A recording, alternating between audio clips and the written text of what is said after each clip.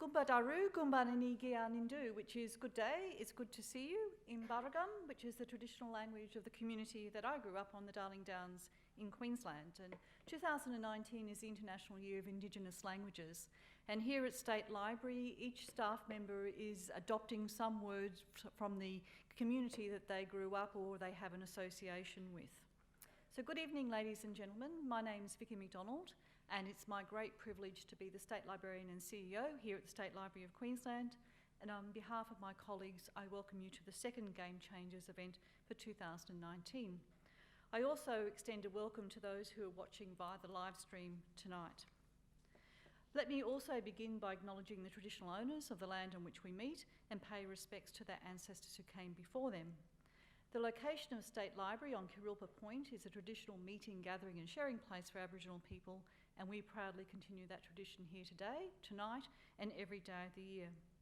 I'd also like to acknowledge and welcome our speaker for tonight, Dr Kirstin Ferguson, Deputy Chair of the Australian Broadcasting Corporation, our facilitator, Ray Weeks, Chairman of the CEO Institute, Helen Brodie, President of the Queensland Library Foundation, Rabina Xavier, Executive Dean, QUT Business School, members of the Library Board of Queensland, the Queensland Library Foundation Council, QUT Business School, and the Queensland Business Leaders Hall of Fame Governing Committee. I also extend a very warm welcome to our generous donors and partners, Picture Partners, Channel 7, Morgans, NAB and RACQ. And of course, to our friends and supporters of the State Library of Queensland, welcome. And thank you for joining us for the second Game Changers conversation event for 2019. So Kirstin, I think you have pulled the biggest crowd for the last couple of years, so well done. It's fantastic to see our auditorium full and also to know that people are watching us on the live stream tonight as well. So this event brings together innovative leaders from business, technology and creative industries to share their experiences and encourage us to think bigger and better. The Game Changers series is an initiative of the Queensland Business Leaders Hall of Fame. It was established in 2009 by the State Library, Queensland Library Foundation and the QUT Business School. The Hall of Fame celebrates, records and retells stories of Queensland's outstanding business leaders and their many contributions to the development of our state. Perhaps some of you here tonight are interested in developing your own leadership ambitions or to learn more about new approaches to business. Many of you come along to network and to build new connections. Or maybe you're here because you want to change the world. At State Library, we want to inspire possibilities through knowledge, stories and creativity. I always feel encouraged after hearing stories and personal reflections from those dedicated Queensland leaders. I'm always inspired and motivated by women who have forged impressive careers in a society that in a lot of cases has presented an additional set of challenges for females. So I'm particularly looking forward to hearing more from Kirstin, particularly around her Celebrating Women's Social campaign. Over the years, we've hosted 24 Game Changers conversations with leaders who've shared the highs, the lows, and learnings from their time in business. You can watch recordings of those conversations on State Library's newly designed website, plus also access a range of business resources for free. Your free State Library membership, you can complete business courses and tutorials or develop skills through the online learning platform lynda.com. While you're here tonight at State Library, you might also like to check out our latest showcase in Kurraldargan on level 1 called I Heard It on the Radio, 25 years of 98.9 FM country. And we're open until 8 p.m. tonight, so you will have some time to check it out or come back on the weekend. The showcase in Kurraldargan tracks the story of the first Indigenous radio station in an Australian capital city, and it was started by a passionate and pioneering group of community members who fought for change. The story is certainly another example of game-changing leadership in Queensland. If you're watching tonight via the live stream, you can tweet via your questions using the hashtag QBLHOF, and please add your location so we know where you're actually watching us from. Audience members are also free to tweet their questions, or you can hold on to them for the Q&A session at the end of the conversation. But for now, could you please welcome Ray Weeks to the stage, and Ray will introduce Kirstin and begin tonight's conversation. Thank you. Thanks, Vicky. Good evening, and I tell you what, it's just great to look out and see this place just filled to the brim. So, Kirstin, you've done a spectacular job attracting these numbers. Dr Kirstin Ferguson has this remarkable personal story of leadership, achievement, and changing the game. Kirstin is Deputy Chair of the ABC, as you've heard from Vicky, and is on a number of listed and unlisted boards. She was the first female director of the Queensland Rugby Union and is an adjunct professor in the QUT Business School. She began her career, and we'll explore some of this in the Q&A, by studying at the Australian Defence Force Academy in Canberra while training to be an officer in the Royal Australian Air Force, and she was Dux of the Air Force graduating class. I should say it was where Kirstin met her husband Glenn, who's right here tonight, an F-111 pilot. This is straight out of Top Gun, I've got to tell you. Straight out. And it's wonderful that Glenn is here tonight, and also daughter Zoe, so we welcome you both. Kirstin created, as you've heard, this online campaign, #CelebratingWomen, with these uplifting stories from women that deeply touched so many people. Out of this, her book Womenkind came about, a book that unlocks the power of women. It's about women finding their voice and celebrating other women's stories. It has enabled women to put their experiences front and centre. It's about women helping each other to thrive, and describes how women are making their efforts and their lives more visible. So Womenkind examines how women's shared clout is transforming communities, workplaces and leadership. It celebrates the power of women supporting women. Look, I just want to, before we get on, I just want to share a story with you, which I was talking to Kirstin yesterday about.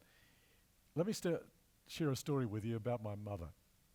My mother was my great inspiration and gave me the understanding of the power of education.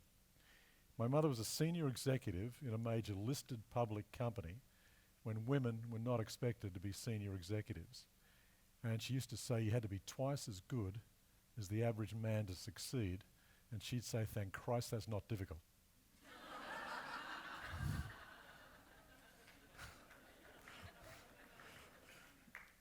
So Kirstin went on to become CEO of a successful global consulting business and has been named one of Australia's 100 Women of Influence. And is a Sir Winston Churchill Fellow and was recognised by Women in Leadership in Australia with an award for excellence in women's leadership. It's a fascinating leadership journey to date. And as a game changer, Kirstin has approached business leadership in a way that does challenge the norms and does celebrate diversity. So please welcome Kirstin Ferguson. Thank you. Given my daughter's here, it's the G-rated version of Top Gun, by the way. Is that right? Kirstin, let's just start off. What do you know about yourself now that you didn't know about yourself in those very early days? Well, there's a very long list that I'm still learning, I guess, about myself. But one of the things I have learned is that I'm a true optimist by nature. I'm just naturally optimistic. But I think I've learned over time that you have to balance that with reality. And that's come at some hard lessons along the way because I'm naturally very trusting and you assume everyone's got the same sort of optimism. I don't know if you've heard of the story of James Stockdale, who was in a prisoner of war during the Vietnam War, and the Stockdale paradox. And he talked about how in the prisoner of war camp, the people who generally died were the optimists, and you hear that and think, well, how can that be the case? And of course, they were the people who were saying, I'm going to be out by Christmas, I just know it. And of course, they're still there at Christmas comes, and then the next Christmas, and they end up losing all hope. And what he talks about is having that sense of optimism and a sureness of your success, but balancing that with the brutal facts, the reality of your situation, and weighing that up. And I think that's something that I've really come to learn about myself. Not always brilliantly, that's for sure, and sometimes I'll forget, but it's something that I'm working hard on. And optimism in the face of reality, really understanding the reality you're dealing with. Because you don't want to lose that optimism. No, true. I mean, I think it's something that's a real positive, but you do have to balance it because you have really tough times. I've had plenty of really challenging issues to have to deal with, and it's balancing that sense of the brutal facts. It is actually a pretty tough time you're going through, but having a sureness that you're going to get through it on Good. the other And side. not slipping into self-denial. Trying. Yeah. And it's interesting you say that about the view of optimism, because you came up with Colin Powell, head of the US Army.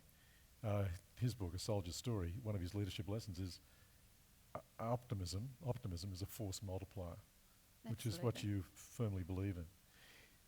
You joined the military at a very young age, 17 years old, to become an RAAF officer, and you started your career as a cadet at the Australian Defence Force Academy. Now, how did the experiences in the RAAF as a young woman shape who you are today?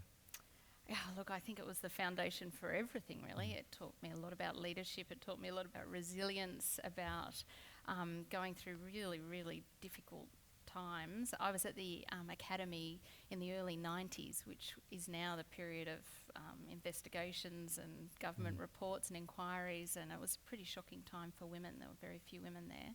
I was really fortunate that I had a relatively positive experience and really enjoyed my time there. But for a lot of that, it was because I sought to just fit in and try and hope no one actually noticed I was a woman at all. And because I did well, and I did well, and that really reinforced for me that that's how you get on. So if you're in a male-dominated environment, you just fit in as best you can to the culture that you're working in. And I think that stayed with me for a long time, and I know we'll talk about celebrating women, but for 20 years I would run from any women's event for fear of being seen as one of those difficult women who, God forbid, might, ask to be paid the same as men. I loved your mother's anecdote, but I'd say twice as good to be paid half as much. I'd add that little bit. That's right. So I think being there, that was one of the things that I've carried with me. But in terms of leadership, the military is often seen as perhaps teaching autocratic leadership, or it's just what you see in movies of yelling and screaming. And in fact, it's not that at all. And it teaches you about needing to earn the respect of your men and women, and that they will not follow you up and over into battle and put their lives at risk unless they trust you. And that's something that becomes just an innate part of how you lead, and you need a lot of emotional intelligence to be a good military leader, as well as all of the other intellectual things that we need to be leaders. You need those soft skills as well. You'd support the Peter Cosgrove view of leadership, which is, he said that the military forces, the individuals, had a very simple test of good leadership in the military, which was, do they know me? Do they care? Am I important to them? Do you support? Oh, of course, and you could apply that to everyone. And I think every leader should be asking themselves that question, and they might be a bit scared at the answers. Exactly. Was there someone in the early part of your career that saw something in you that you didn't see in yourself, gave you a confidence about what you could deliver? Yeah, and it's still today. I think any time I'm offered an opportunity, I think, gosh, someone's seen something that, I might not have seen in myself. And that's part of this imposter syndrome that we all have. I certainly have on a daily basis. I'm better now at sort of hearing that voice and ignoring it.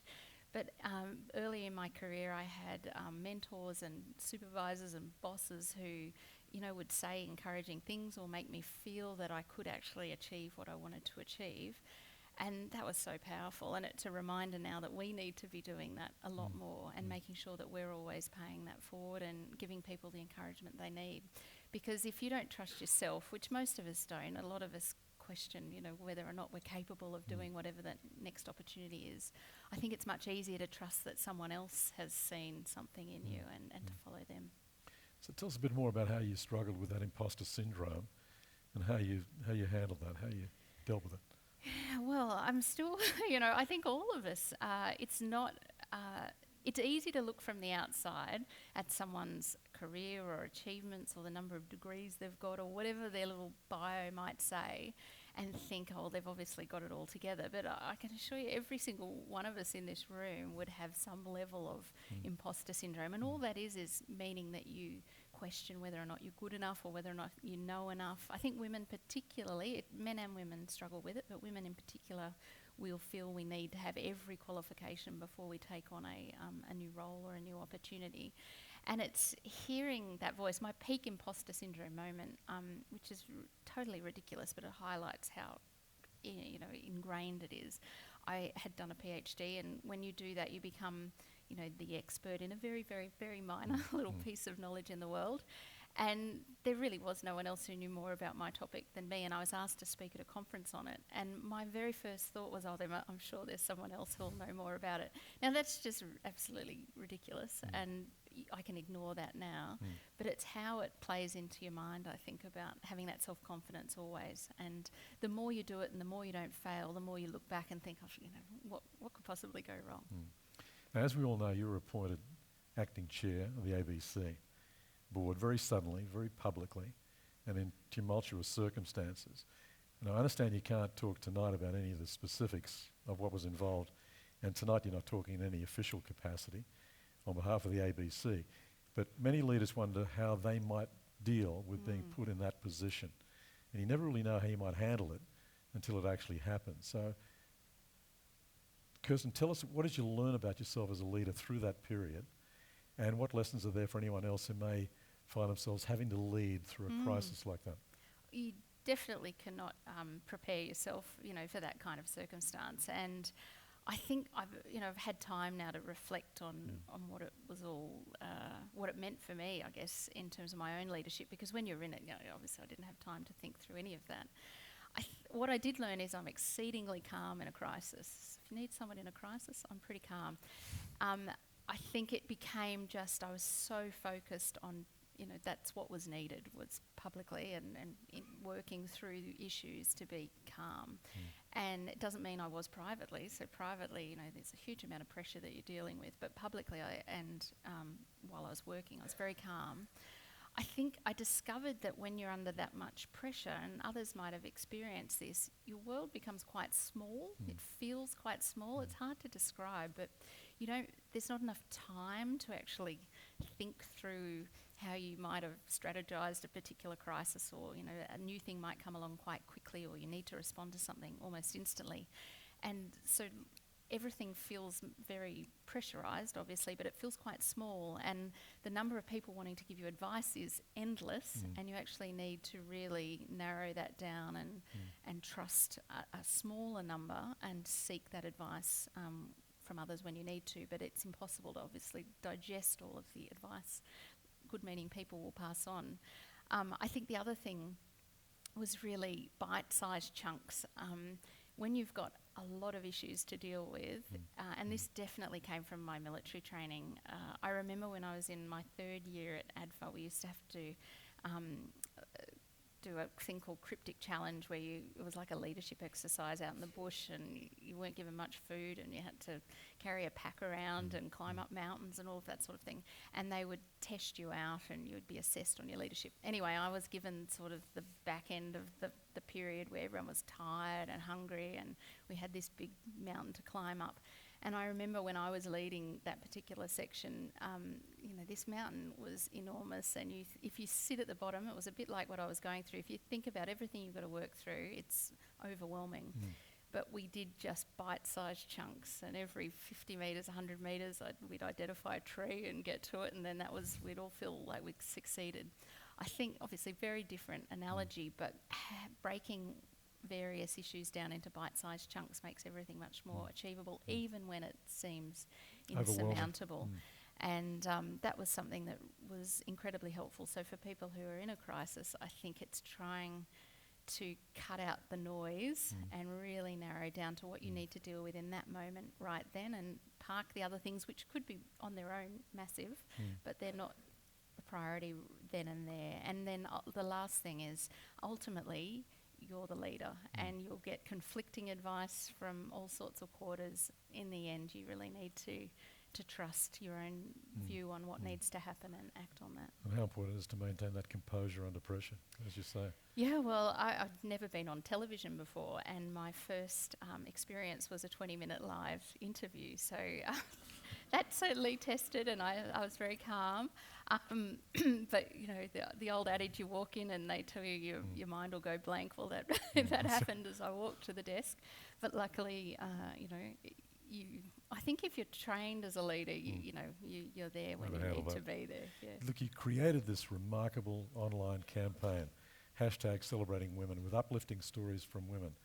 Now, tell us how your views about women's lives have changed as a result of your book, Womankind, and what impact the book has had, and how how can women better support each other? That's a big question. Huge. Well, let me go back. So the campaign came about and became much bigger than I ever planned, ever intended, and I was on holidays thinking, oh, I'll just do this little thing. And it became a year-long sort of, I nearly said ordeal. It was a wonderful challenge, but it was a huge amount that I took on without realising, and it was the most rewarding year I've ever had. But basically it came about because if you're on social media, and I love social media, if people here are on social, please find me. I love connecting with it. I think all leaders should be active on social media. But you can't help but notice the denigration that women face for being online. And on this particular day while I was on holidays, I noticed a thread of tweets abusing one of the ABC's female broadcasters. And I remember thinking, had I been standing next to her, you know, I would have said something. I would have called the police in some occasions, but I certainly would have done something. And I could have chosen to be a bystander or try and do something. And I wanted to, again, being the optimist, try and make my news feed a bit more positive. And so came up with this idea of wanting to celebrate women. And the very first person I celebrated was my mother, and I asked her 4 questions, posted some photos, that was it. But it sort of took off, and in the end I made a very bold public commitment to see if I could celebrate 2 women every single day of 2017 it was, and in the end celebrated 757 women from 37 countries, which is what I mean. It got a bit bigger than I thought. Thank you. That's great. That's great. So that's sort of the scale of what I was dealing with. What I learnt was, firstly, every woman will tell you they haven't done anything worth celebrating. And I got so overhearing that I didn't even let them finish the sentence. And I'm like, yeah, fill in the form and just let me celebrate you. But it also taught me about diversity and inclusion. So there was no qualifying criteria. It was any woman. And in fact, I celebrated transgender women. You just had to identify as a woman. Any educational background, any role, there was nothing, because no criteria. There was no criteria, because I truly believe that every single woman is a role model, and many don't realise it, but every woman is. There was a cleaner I celebrated who lived in Cairns, I think.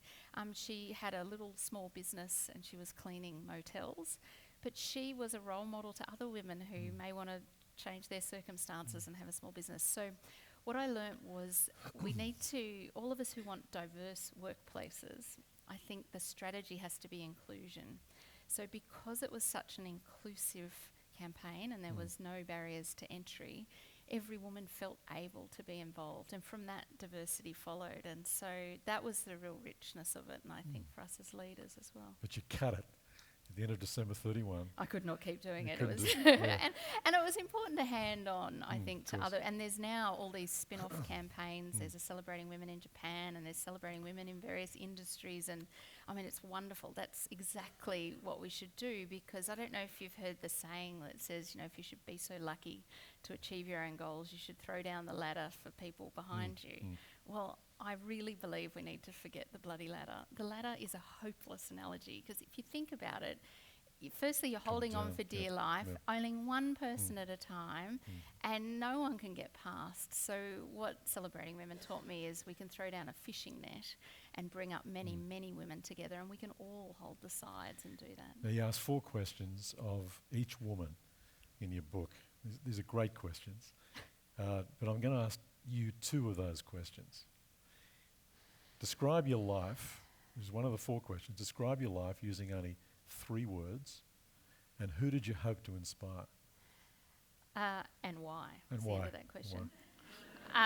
I know those 4 questions pretty well, and they were made up on the beach having drunk a beer on my way back on holidays. 3 words would be loved. I've had a loved life. I am loved and love others. Eventful, there's never a dull moment, and rewarding. It's been a really rewarding life, and hope it continues to be. Who I hope to inspire are certainly other women, men and leaders generally, but women in particular. But, you know, I've got 2 teenage daughters, one who's here tonight, who's 17, the other who's 19, who's, I think, watching on the live stream and had a big calculus exam today. So if you're watching, Emily, I hope that went well. But obviously, you know, I want to inspire them to feel that they can do whatever they can do. Now, this is also about using your privilege to serve other people, isn't it? That's a word that's very important to you, isn't it?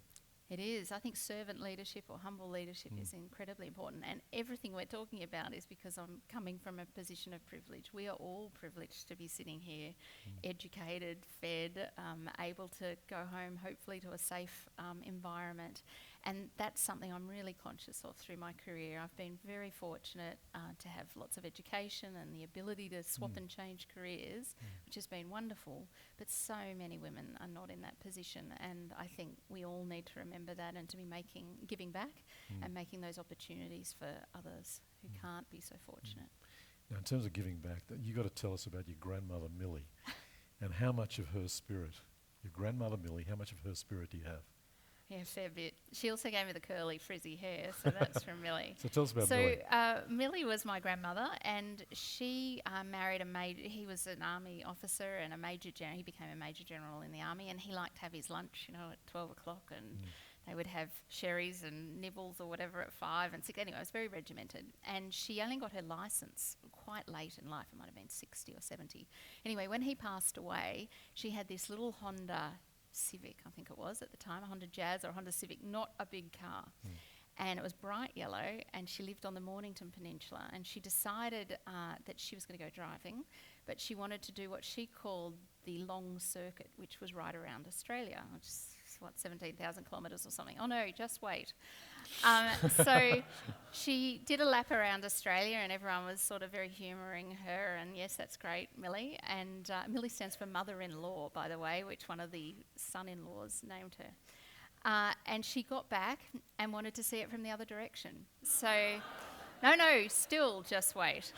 So she did it in the other direction, and we're all thinking, okay, this is now quite curious, but she was loving it. And she would eat baked beans out of cans in dodgy motels all around Australia, and she had a flagon of sherry in her boot. And she would assure me that never until 5 o'clock could she have and only one glass of sherry. Anyway, this continued. So she did 2 trips. She gets back, and there's other little grannies wanting to go with her, and she's saying, no, I don't travel with anyone. I go on my own. And she loved the solitude. She did it 17 times. What? 17 times.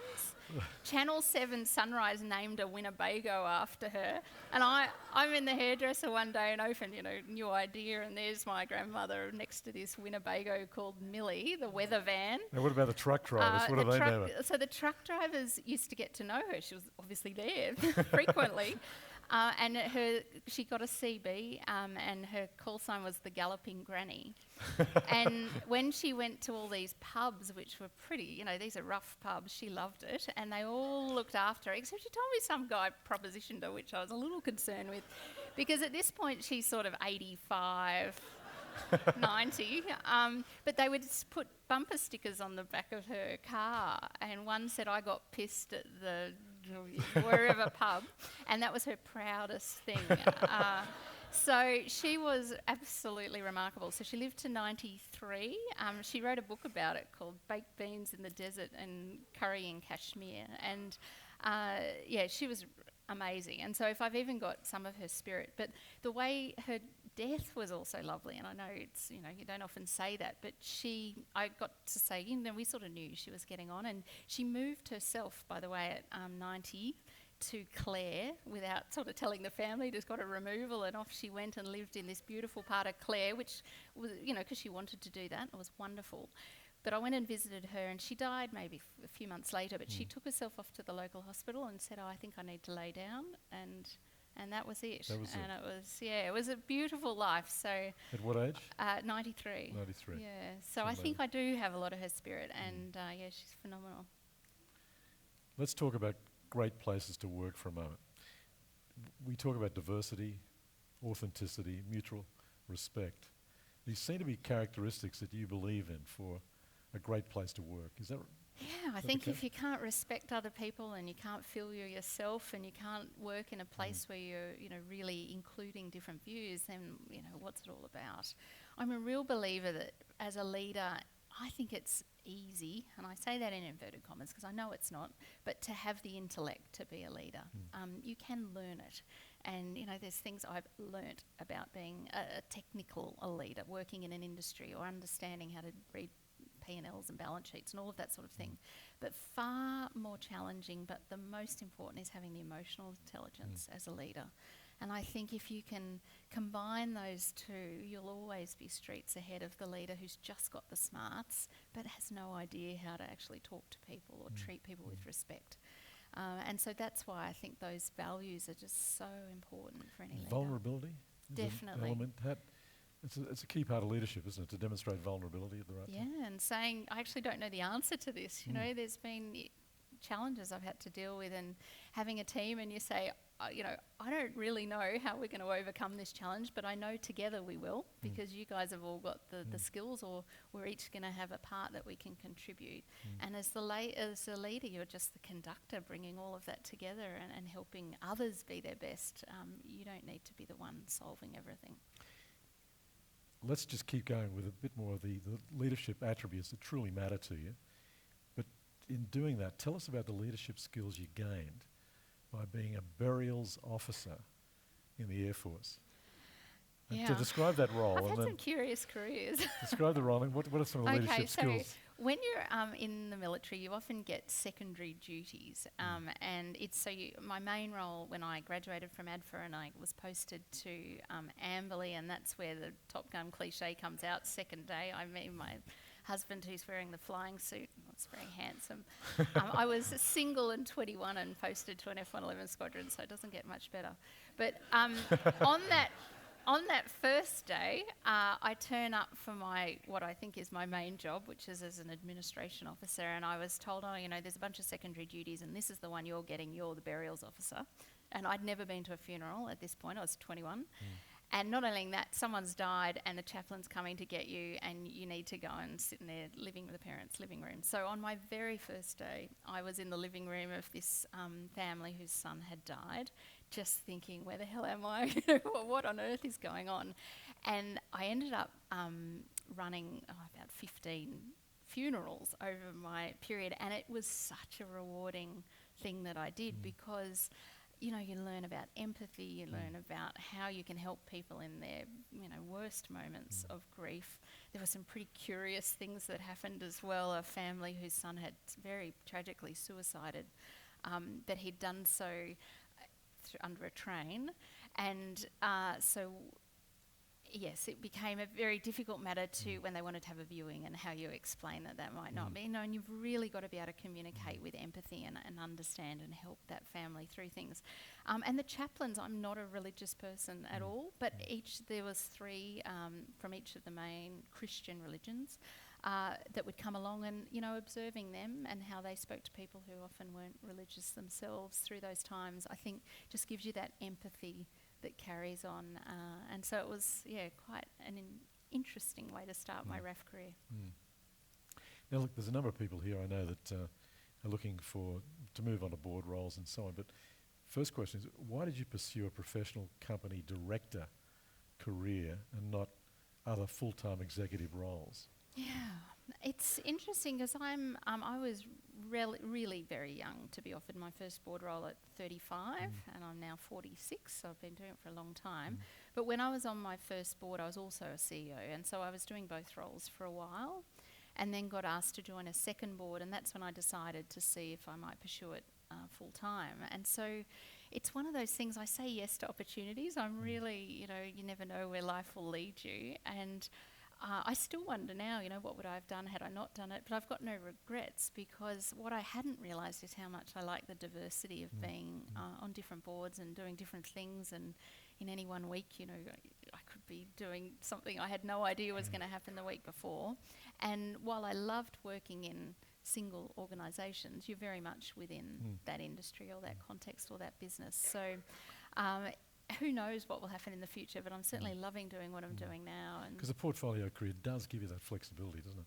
It gives you the choice. You can pick and choose the people you want to work with. Yeah. And it's again, if you've got the privilege to have that those opportunities, but yes, you do. And that's what I love, because I've got 4 full-time or 4 corporate board roles, but between that I can do other things that I love putting my hand in, and writing books or doing social media campaigns or whatever it might be.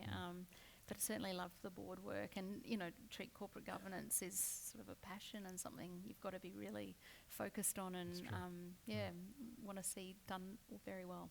So from your experiences, what are the best ways to get onto boards? Yeah, that's $1 million question I'm often asked. Look, there's no magic to it.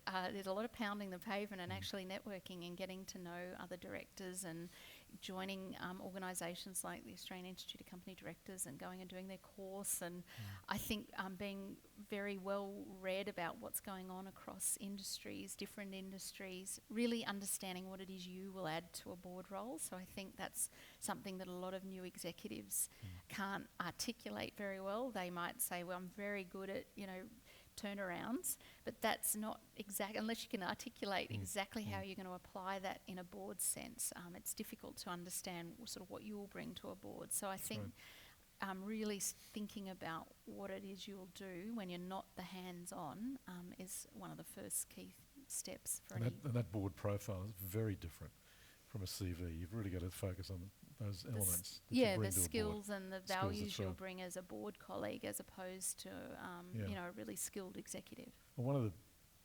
biggest national company directors told me the way he gets board gigs, he sits at the chairman's lounge, Qantas, and he's got no flight to go on, right? But he just sits there, and they come up to him, John, I'm just thinking about it. I need to talk to you about a board role. Okay, so that's not the real world, though. No. So, for the rest of us, we're out there just doing a bit more to have that happen. That would be an example of privilege as well. That's true. That's true privilege. What's the biggest mistake you've made, or the regret that you have, that you've learned the most from? Oh my God, we have not got ours. Look, I'm always making mistakes, and the frustrating ones are the ones you make over and over and over again. But I definitely think it goes back to what I've learnt about myself. I think I have been too trusting in some occasions, or wanting, you really want, if you're blinded by optimism, even if you can, all your red flags are going off and everything tells you that this is, going down a path. I'm much better now at listening to that. I think, if I think back earlier in my career, you're really hoping that things will go differently. So I'm a lot better at that now. Good. Yeah. And we call this series Game Changers. Now, first, do you consider yourself a game changer? Well, and there's why no do you way do I'm it? going to say yes, because we're Australian. we cannot possibly say that. But I do think every leader should be a game changer. If we're not trying to change things for the better, then what are we doing? So I would like to think I'm a game changer. That's for others to judge, though, and I really encourage all of us to want to aspire to that. And what's on the horizon for you? Just give us. Can you share any plans that you may have? No, my husband's here and he'll go, what? You didn't? You told me you were just going to, take it easy. So they're the ones for after. There's lots of always so many exciting opportunities. So some of my challenge is, learning to say no. Right. But I love writing. So as a personal hobby, I love writing. So I'm back in the archives doing some research at the moment for my next book. But that's a real personal passion, hobby. Work-wise, there's always sort of new things. Nothing which I can give you a scoop on right now, though. Can you give us a feel for the book you might be writing? Give us an well, understanding of the theme or direction. Yeah. So it's my first degree was in history, and I did an honours year, and that was involved going into the archives as well. So I really love that. So I'm looking at the story of a couple of women that haven't been told before in Australian history, and they're just phenomenal. So that's something that I'm really interested in at the moment. Yeah. We might talk to you about the Queensland Business Leaders Hall of Fame. Yes. There may be individuals that you're about to Yes, well, uncover. convenient. I wish they were Queensland women, because it would make the archives here, not in Sydney. But Okay, unfortunately, I have to keep hauling myself to the Mitchell Library. But yeah, they're those kind of women. Which Right, is good, great. good. Now, building resilience is one of the key pillars of leadership.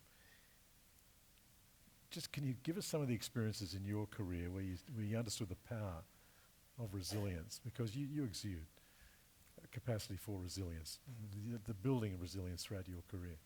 Yeah, well, I think you learn it. Every time you're knocked down, in afterwards you can think, oh, that was really great, because it's added resilience. At the time, you don't feel that. I think I am strong person, but I'm not a tough person. So I am strong because I've dealt with a lot of stuff, and it's been really tough, and I've survived it. But I know I'm not someone who is tough in that my nature is much more empathetic, and I don't like confrontation, and I don't seek out. There's some people I think that succeed by really seeking out, pushing people to the side and going that way. I'd rather not succeed if that was the case. So I guess I focus on staying strong, but you can only do that with people around you who remind you of that sometimes. There's plenty of times I forget that I'm strong, and you do get through it, and it's yet another layer of resilience for next time. And it's still very early days for you, but what would you want the headline of your life to be? Well, I don't think it's going to be that I drove around Australia 17 times. Something as simple as she did what she could. I think, that to me says a lot. You're trying a lot, you're doing as much as you can, you're living a full life. I want to do what I can for others, I want to do what I can to push myself. So I like this idea of, if I die and I've done what I could, died happy and loved, then, I'll be pretty pleased. That's lovely. Now, questions from the audience. We do have roving mics, so please, if you have a question, please, and the lights are about the right level too. There's a question here. Thank you very much. And please put up your hand if there's another question that you'd like to raise.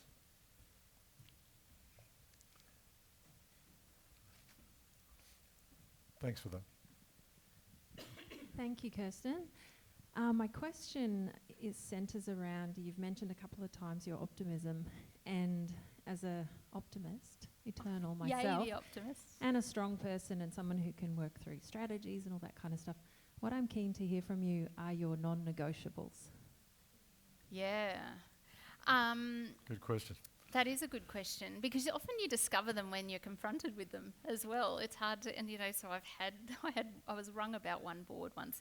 I'll get onto values, but I know what my limit is with boards.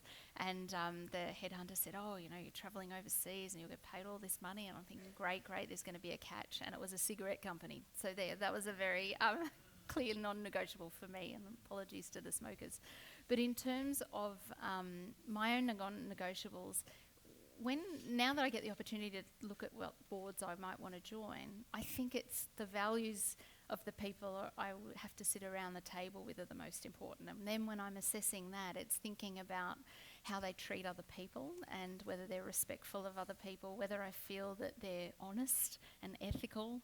Now, that's interesting anyway, because everyone's ethics are different, but it has to be aligned with my values and my ethics and my morals.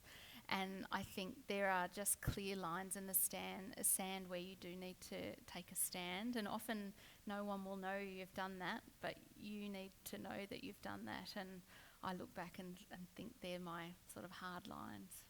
Yeah. Another question?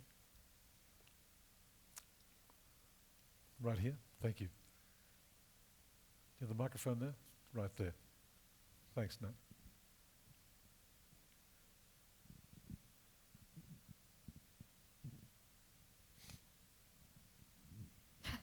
It's like pass the parcel. Thank you.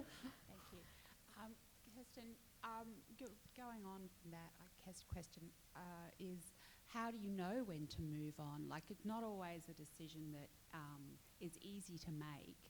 It's not always a line in the sand. Yep. How have you made that decision? Lots of sleepless nights and 4 a.m. My real measure of when something's got to change is I'll wake up at 4 o'clock and it's like clockwork, and that then tells me something's not right. And if I'm in a situation that I just know, first of all, you just know, you do know, but I think you try and silence it for a while and think, oh no, I can fix it here, or I can fix it there, or if we try and make the situation better this way. But then there comes a point where I think you realise that it's important for your own well-being and moral line and ethical line that you need to make the change. And it is difficult. There's nothing more difficult than having to sort of step outside the norm. But yeah, if I'm having a few 4 a.m. wake-ups, then I know something's wrong, and then you just have to act. And everyone would know that sense of relief you feel when you actually do it. And given I know that will be how it feels, I sort of plough through. Kirstin, just one thing you mentioned earlier too, I just want to come back to. It's unusual for senior leaders to have this active social media profile, yet you've been very active on major platforms like Twitter, Facebook, Instagram and LinkedIn for many years. Just give us the advantages or pitfalls that you've experienced from having a public profile online. Well, I think there's way more advantages than pitfalls, but there are major pitfalls if you get it wrong. So I really encourage, if you are a leader and you're thinking, oh, Twitter's just for, lunch or whatever, that's so 10 years ago. It really is, social media is where your employees are, it's where your communities are, it's where your stakeholders are. Pick the right platforms or do all of them. But it is important to be there because you're hearing the conversations that are going on about your industry and about you perhaps, or about your organisation. And if you're not there, the conversations are still happening. You're just sort of over there in under a mushroom.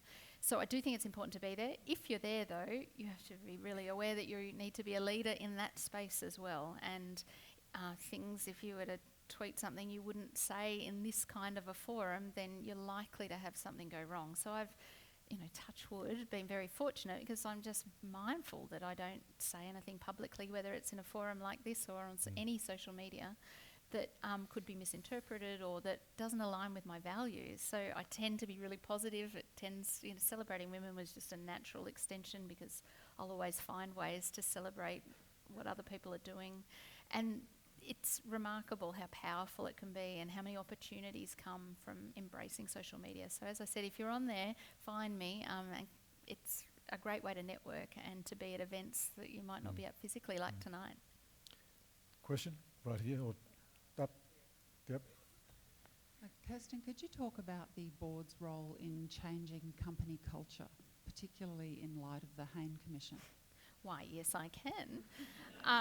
Do you know, and Ravina Xavier's here, who's the Dean of the Business School, and I did my PhD in the board's role in corporate culture about 5 years ago, and it wasn't particularly of interest to anyone, but suddenly now I get to talk about it, which is great. Well, I think they're crucial. They definitely set the tone, and they need to oversee the tone, but they're not there every day. It's the CEO and the executive team that are really the ones who are most critical. But it's up to the boards to be observing what culture is being created. And that can be difficult because you're there infrequently, and so there's a whole range of ways I won't go into that. I think boards need to have a good antenna for culture.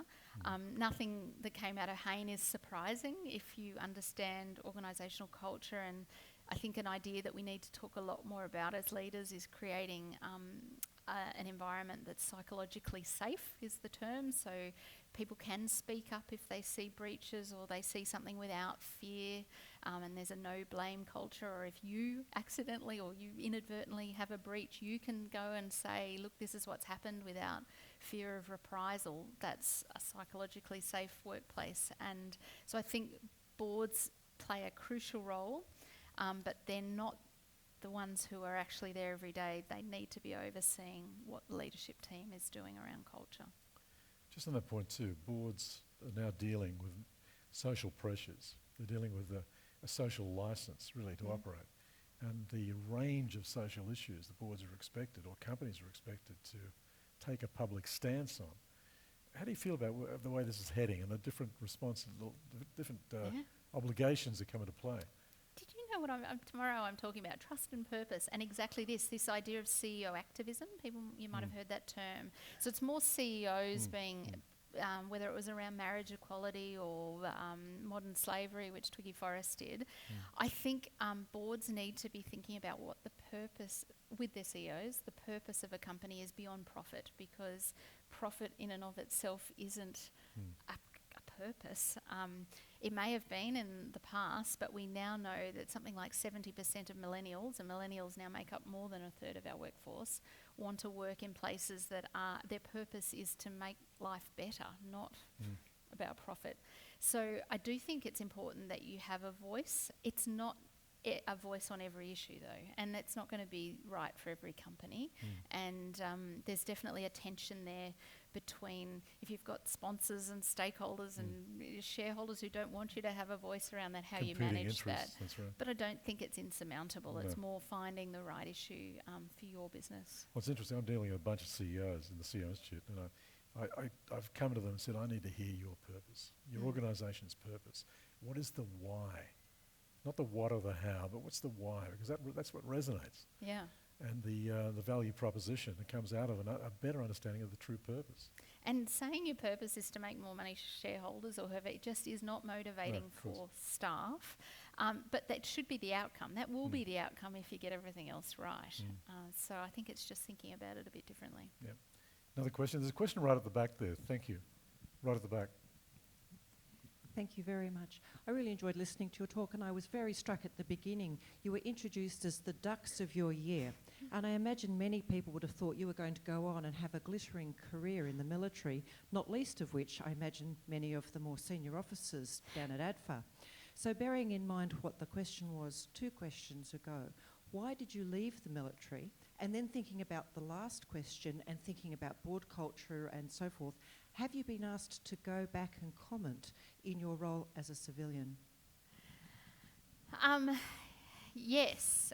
Well, firstly, I'll answer the second one first. I have gone back and spoken with the military. I think they've discovered in recent years I'm an alumni of ADFA, so I now get brought back a bit.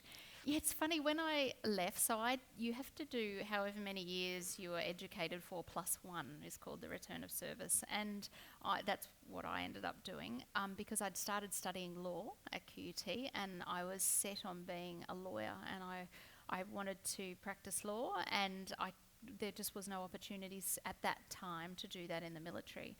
And I guess I hadn't seen myself as a career military officer. I loved the opportunities it gave me at such a young age, particularly for leadership experiences and travelling the world. Everything the ad says is true.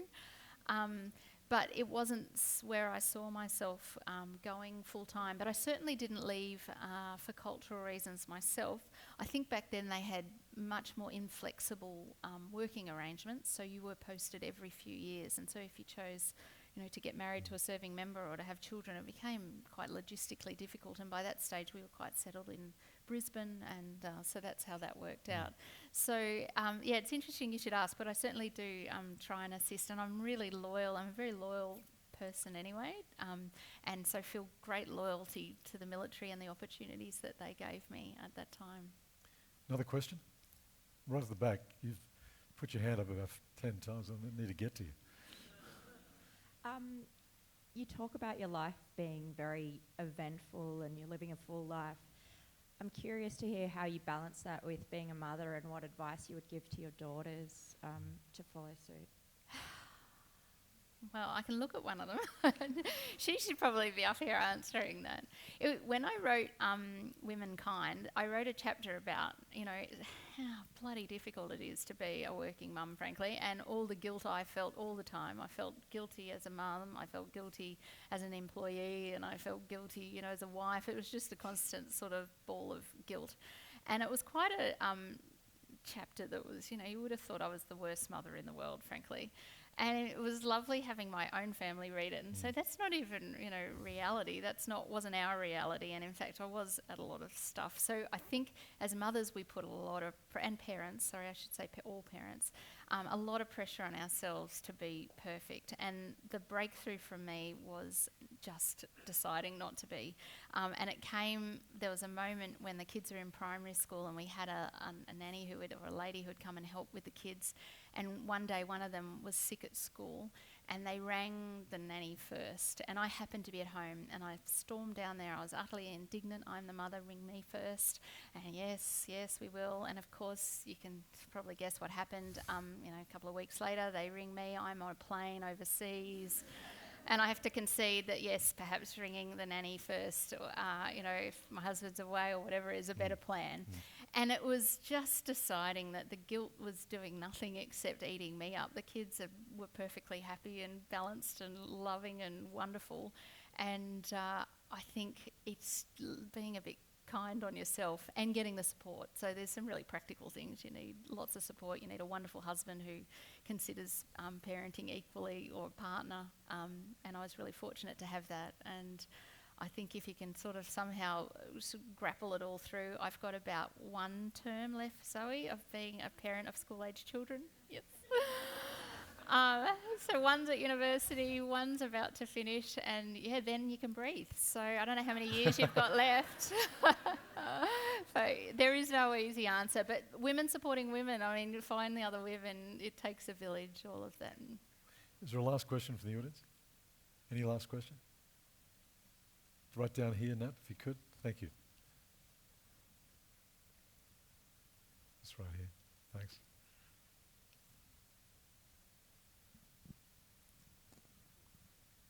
So as someone who's sort of just starting their career, how important is it to have a mentor or someone that you seek advice from? Yeah, how important do you think that is? Huge, huge. You definitely need mentors, and I've still got my mentors from when I was at your stage in the career, so treat them with respect and love and gratitude for the time that they give you. And I now consider my mentors like a bit of a buffet, because you come to know what mentors are really good at assisting you with various things, and over time, in fact, it becomes a mutual relationship as well. But they're definitely really important, and then you would hope that your mentors will become sponsors. So you would have heard mentors and sponsors, they're different. You can have lots of mentors, but what you want, they're private relationships, and you'll talk about things and they'll give you advice in private. A sponsor is someone who's prepared to really put their own reputation on the line and say, actually, you need to go and have a look at this person because I think she's really impressive and she'd be great for that role. They're the people who will really help you exceed and progress, but not every mentor will become a sponsor. But in my view, you have to be a mentor before you become a sponsor, because they really need to know a lot about you and trust you. But certainly find them and stick with them, and you'll be really pleased with how much they can assist you. Now, Kirstin, can you offer any parting advice for emerging business people, entrepreneurs, innovators in this audience tonight? Give us some parting advice. Say yes. That is how I've lived my life, I think. And if you get opportunities as a small business owner or an entrepreneur, and someone has a left field suggestion and you hadn't, it wasn't in your business plan, be open to thinking about how you can actually integrate that, because you just don't know what direction it might take you off in. So I think being prepared to say yes. Good, good. Darcy, pleased to thank Kirstin Ferguson. Thank you.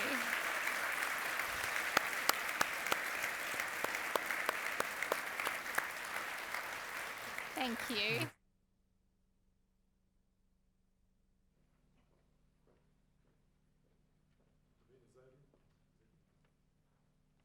Thank you, Ray.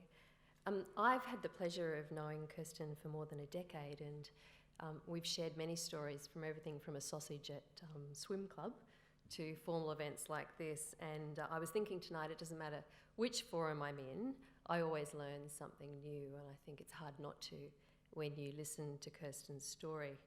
You are always very reflective, always very open about your journey and the learnings, and also a really good mix of the celebrations and the challenges, which I think is also really important. And when I did ask Kirstin to do this for us, she responded within about 5 minutes, so you said yes. So please join me again, ladies and gentlemen, in thanking Kirstin.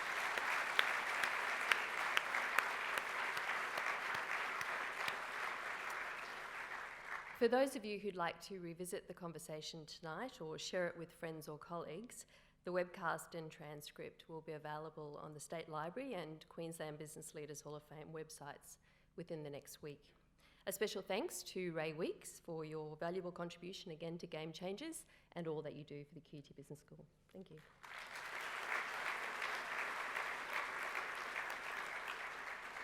Our next Game Changers conversation will be on Tuesday the 13th of August, and it will feature Queensland's Chief Entrepreneur Leanne Kemp, also someone who has an amazing story to tell as the founder of Everledger.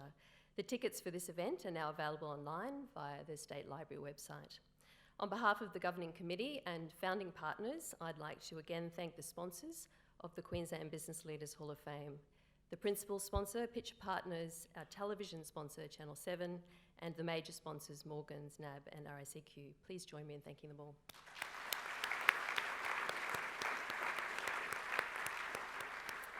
I'd also like to let you know that the Queensland Business Leaders Hall of Fame induction dinner will be held on Wednesday the 17th of July. This black tie event celebrates the success and achievements of Queensland's past and present business leaders, and this year we'll announce 6 new inductees into the Hall of Fame. It's always an amazing night with incredibly inspiring stories, so we'd love you to join us, and so if you haven't already secured your tickets, you can do so via the Hall of Fame website. Please join me now on the Queensland Terrace for refreshments, supported by our generous sponsors Clovelly Estate and Newstead Brewing Company. And Kirstin will be signing copies of her co-authored book, Womankind, which will be available to purchase. And it's a very good read, so I can thoroughly recommend it. Thank you everyone for coming.